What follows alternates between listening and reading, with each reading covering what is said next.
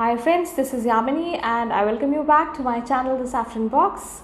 Today in the Rahu and Ketu series, I shall be talking about the placement of Rahu in the 9th and Ketu in the 3rd. Rahu and Ketu, as we know, are always 180 degrees apart from each other. So if Rahu is in the 9th, you count 7 houses and Ketu will come in the 3rd. From Ketu you count 7 houses, Rahu comes in the 9th, and this axis is called the Rahu and Ketu axis. So today I am going to be talking about Rahu in the 9th and Ketu in the 3rd house. Now to understand this further, we need to understand very quickly as to what the 9th house is all about and what the 3rd house is all about, right? So the 9th house, when we talk about, is the house of long distance travel, right? Long distance travels, foreign connections, foreign elements, higher education, higher philosophy, your religious inclinations, right? It is also the highest trine in the Dharma Trikona.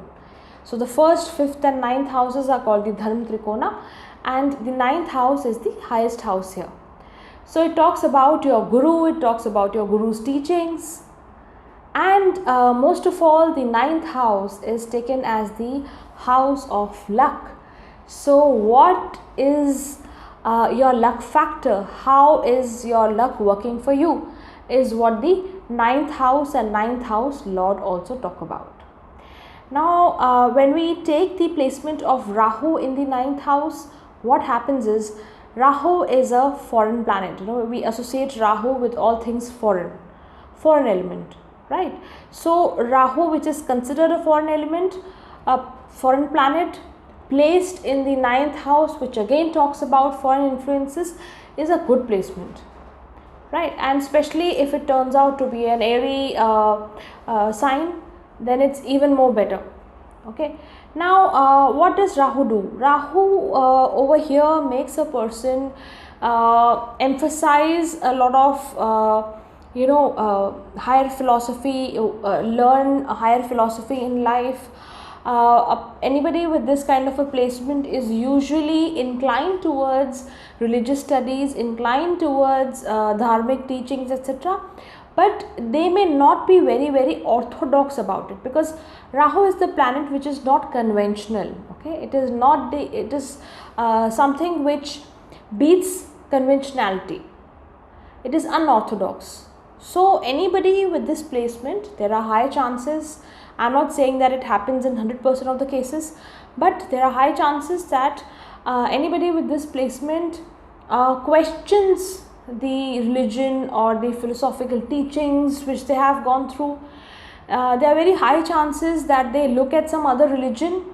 There are very high chances that they look at a new branch of religion, like we hear about Scientology, etc. So there could be placements like this which trigger such kind of ideas in people's mind, right? Rahu also makes a person interested in higher education, in travels abroad. So what usually happens is, and what I have seen in my experience is that Rahu in the 9th house usually makes a person travel a lot. Okay, and I'm not talking about short distance travel as in from one city to the other, maybe a distance of 3 to 4 hours. Such a person tends to travel overseas, right? So and right from a very young age, and this is something which you can also check out and leave a feedback on, but this is something which I have seen very prominent in people with this kind of a combination in their chart. Okay, and what happens is that Ketu, on the other hand, in the 3rd house, if we understand the 3rd house is of communication. It is of some sort of a skill, like it could be writing, it could be painting, it could be some sort of a creative talent. It is the house of mass communication.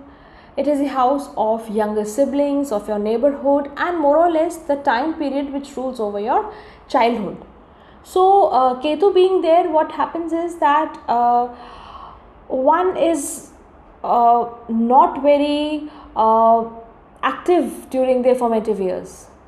Or I can also say that sometimes such people grow up and they do not have very fond memories, they do not remember their childhood very well, right? And this could also be because of the fact that Ketu in the third house, because the third house belongs to younger siblings, most of the times, and if Ketu is afflicted there is no other benefic influence.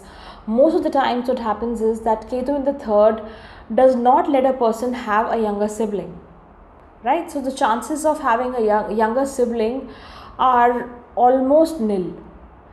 Say if Ketu is there with Shani, is with Saturn, or their other of the third lord is also under affliction.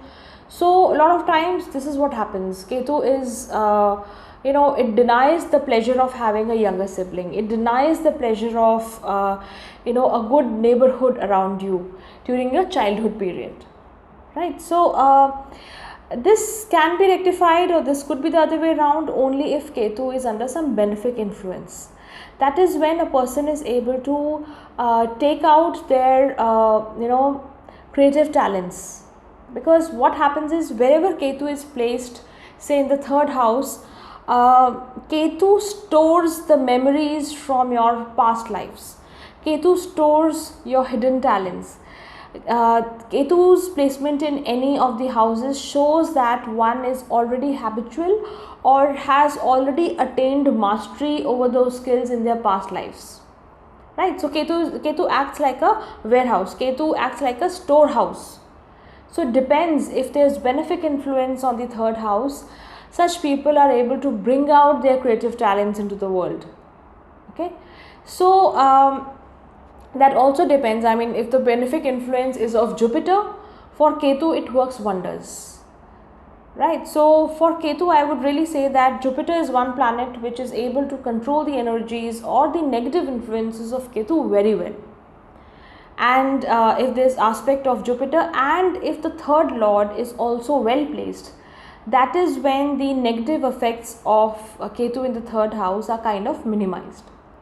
But overall, if we look at this placement of Rahu in the 9th and Ketu in the 3rd, Rahu in the 9th I would say is a better deal than Ketu in the 3rd, right? So that's about it as of now. I shall meet you again in the next video, where I shall be talking about Rahu in the 10th and Ketu in the 4th house. Till then, keep watching the videos and do not forget to subscribe to my channel and share it with your family and friends. Bye. God bless.